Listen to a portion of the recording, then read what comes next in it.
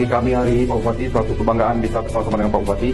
Inilah tim kerja kami hari ini dan kami sangat optimis dan mereka orang-orang baik semua, orang-orang yang penuh kesabaran, orang-orang yang pemaaf dan orang-orang yang luar biasa memang kerja ikhlas. Mungkin secara detail sejauh mana sudah berkembang rumah sakit kami.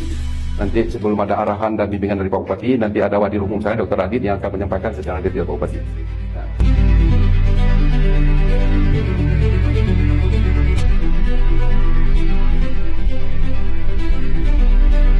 Pelayanan ini bisa lebih maksimal lagi.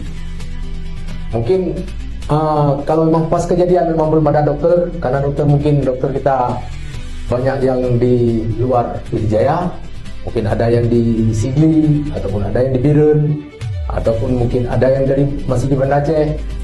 Kalau memang namanya ini ada yang urgent, saya mohon sekali kalau bisa paling tidak dalam waktu dekat diusahakan bisa hadir, bisa tertangani pasien tersebut.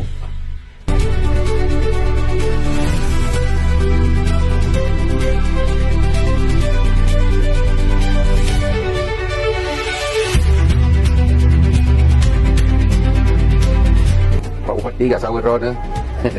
Udah kini, jadi udah kini.